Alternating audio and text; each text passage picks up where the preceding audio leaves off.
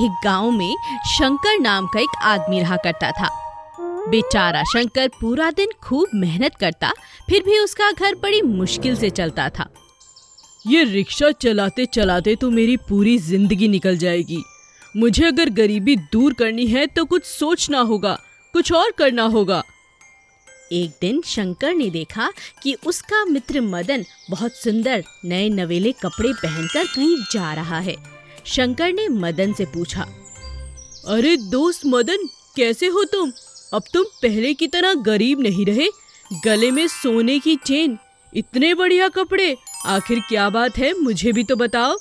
मैं एक बहुत बड़े सेठ के यहाँ शहर में काम करता हूँ। देखो शंकर, तुम बहुत गरीब हो।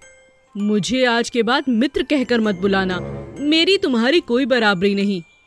बेचारा शंकर शर्मिंदा होकर चुप हो जाता है।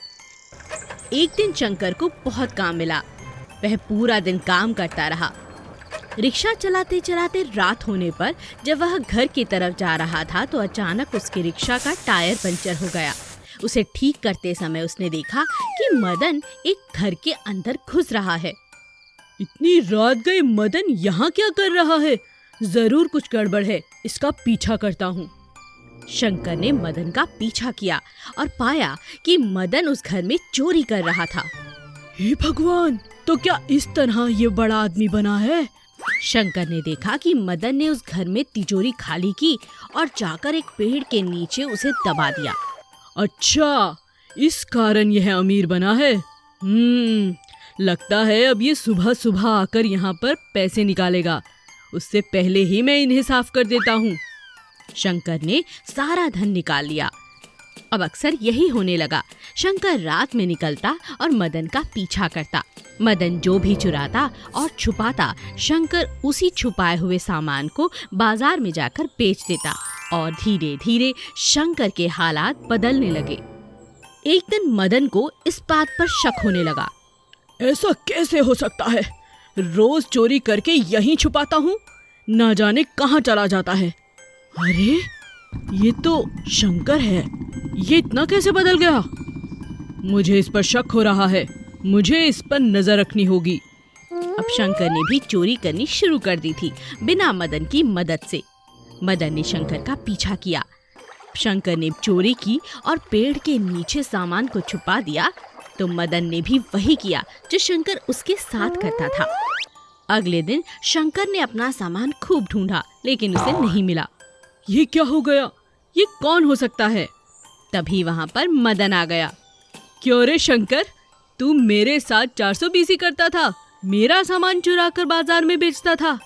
तो तुम कौन सा बहुत अच्छा काम करते थे? तुम चोरी करते थे ना? दोनों बहस कर ही रहे होते हैं कि अचानक वहाँ पर पुलिस आ जाती है।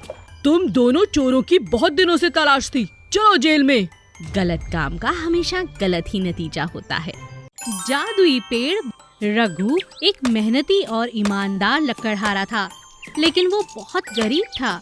वो अपनी पत्नी मंजू के साथ झोपड़ी में रहा करता था। राशन खत्म हो गया है, कल खाना कैसे बनेगा जी? उनकी लालची पड़ोसन अक्सर उनकी गरीबी का बहुत मजाक उड़ाती थी। ये कैसा रूखा सूखा खाना खाते हो तुम लोग? ऐसा खाना तो मैं गैया को भी नहीं देती हूँ। पड़ोसन की कड़वी बातें सुनकर वे बहुत दुखी हो जाते हैं। तू फिक्र मत कर, मैं कल ही जंगल जाकर लकड़ी काटूंगा और उन्हें बेचकर राशन का इंतजाम करूंगा। रघु जंगल जाकर लकड़ियाँ काटने लगा। एक पेड़ को काटते हुए रघु को अचानक पेड़ से एक आवाज सुनाई दी। मुझे मत काटो, मुझे मत काटो, मुझे मत काटो। अरे, ये किसकी आवाज है? कौन है यहाँ? मैं हूँ, तुम्हारे सामने खड़ा पेड़। पेड़ को बोलता हुआ देख वो हैरान हो जाता है। अरे, तुम कैसे बोल सकते हो? मैं एक जादुई पेड़ हूँ। मैं तुम्हारी हर जरूरत पूरी करूँगा। तुम्हें जो चाहिए मैं वो दूंगा। मुझे मत काटो। रघु उसे बताता है कि उसे अनाज चाहिए और अचानक उसके सामने पेड़ बहुत सा अनाज रख देता है। गेहूँ, चावल, दाल और हर चीज वहाँ आ जाती है। ये सब देख रघु बहुत खुश हो जाता है। महीने भर का राशन देख मंजू बहुत खुश हो जाती है। तभी पड़ोसन वहाँ आती है और इतना सारा राशन देखकर हैरान रह जाती है। हाँ, इतना सारा राशन इन गरीबों के पास कैसे आया? अगले दिन पड़ोसन उनके घर आती है। कल मेरे बेटे का जन्मदिन है, आप लोग जरूर आना, लेकिन जरा अच्छे से सज कर आना। कितनी बेइज्जती की बात है, कल हमें इनके यहाँ दावत पर जाना है, लेकिन मेरे पास तो अच्छे कपड़े तक नहीं। रघु पेड़ के पास जाता है और कुछ नए जेवर और कपड़े लेकर मंजू के पास आता है। अरे वाह, सच में ये तो बहुत सुंदर कपड़े हैं। मंजू खुश हो जाती है और तैयार होकर जन्मदिन पर जाती है। यहाँ पड़ोसन को बहुत जलन होती है। अरे इतने गरीब, खाने को पैसे नहीं और सोने के जेवर और कपड़े पहन कर आई है, वो भी बिल्कुल नए। जरूर दाल में कुछ काला है। अचानक ये गरीब इतने अमीर कैसे हो गए?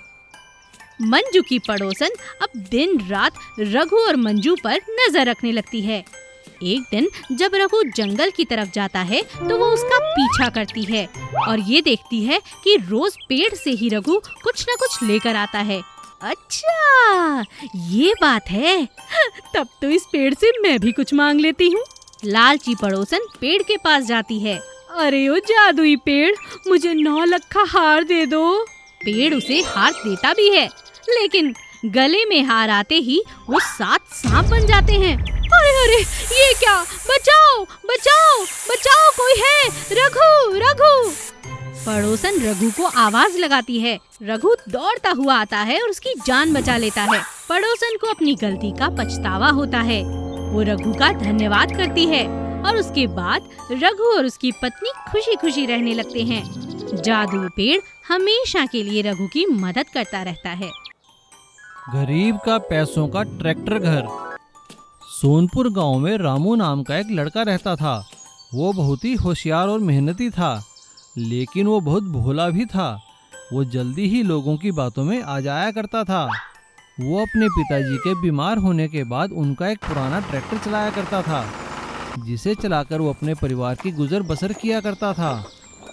उसका ट्रैक्टर अब काफ़ी पुराना हो चला था, जो आए दिन खराब हो जाया करता था। एक दिन जब रामू कुछ सामान लेकर किसी दूसरे गांव जा रहा था, तभी अचानक उसकी ट्रैक्टर की ट्रॉली टूट गई। अरे अब ये क्या नई मुसीबत आ गई, अभी पिछले हफ्ते ही तो ठीक कराई थी। चलो सामान छोड़कर आता हूँ किसी तरह, फिर ठीक कराऊंगा इसे। और सामान छोड़कर ट्रॉली रिपेयर कराने करमू मिस्त्री की वर्कशॉप में गया। उसे देखते ही करमू ने उससे कहा, अरे रामू, तू फिर आ गया भाई। तुझे मैंने कितनी बार कहा यार, ये ट्रॉली छोड़ दे बेटा। अब ये ट्रैक्टर ट्रॉली पुराना हो गया है। अब तू इसे बेचकर या तो नया ट्रैक्टर ट्रॉली ले ले, वरना किसी के यहाँ नौकरी कर ले बेटा। अरे काका, क्या कह रहे हो आप? भला मैं नौकरी कैसे कर सकता हूँ? ये पिताजी की दी हुई ट्रैक्टर ट्रॉली है, मैं इसे बेच भी नहीं सकता। और वैसे भी ये तो हमारे लिए पैसों की खान है, खान। रामू की ये बात सुनकर वहाँ बैठे महेश ने कहा, क्या कहा? पैसों की खान? अरे तुझे पता भी है पैसों की खान क्या होती है? ये ट्रैक्टर तो तेरे सारे पैसे खा जाएगा। पैसों की खान तो होते हैं विदेशों में ट्रैक्टर। देखा नहीं लोग कैसे अपने ट्रैक्टर पे पैसे चिपका के रखते हैं, पैसों का घर बना कर रखते हैं अपने ट्रैक्टर को। रामू अपनी ट्रॉली को करमू मिस्त्री के यहाँ ठीक करने के लिए छोड़कर चला जाता है, लेकिन उसके मन में महेश की बात घर कर जाती है और वो सोचने लगता है कि ट्रैक्टर ट्रॉली पर पैसों का घर कैसे बन सकता है। वो फेसबुक और इंटरनेट पर सर्च करता है। वो देखता है कि सच में कई जगह लोग अपनी ट्रॉली पर पैसे चिपका रहे थे। तभी उसके मन में एक आइडिया आता है। वो अपने घर के पिछवाड़े जाकर पुरानी लकड़ियों से एक घर बनाना शुरू करता है और अपनी लकड़ी के घर पर पेंट करके अलग अलग देशों के नोटों के डिज़ाइन बना देता है, जो दिखने में बिल्कुल असली के नोट लग रहे थे। अब रामू का पैसों का ट्रैक्टर का घर तैयार हो गया था। देखने में लग रहा था कि उस पर पैसे और नोट चिपकाए गए हों। सभी लोग ट्रैक्टर ट्रॉली पर पैसों का घर देखकर हैरान हो जाते हैं और रामू से कहते हैं, अरे रामू रामू, क्या मैं तुम्हारा पैसों का घर देख सकता हूँ? हाँ हाँ जरूर देख सकते हो, लेकिन भैया इसे देखने के लिए पैसे लगेंगे, क्योंकि है तो ये पैसों का घर ना। हाँ हाँ ठीक है, मैं पैसे देने को तैयार हूँ। सबसे पहले मैं जाऊँगा इसे देखने अंदर। और इस तरह रामू लोगों से पैसे लेकर अपना ट्रैक्टर ट्रॉली पैसों का घर दिखाने लगता है और वो उसके लिए सच्ची में पैसों का घर साबित होता है। उससे उसकी अच्छी कमाई होने लगती है। अब रामू को सभी पुराने ट्रैक्टर वाले के नाम से नहीं, बल्कि ट्रैक्टर ट्रॉली वाले पैसों के घर वाले रामू के नाम से जानने लगते हैं।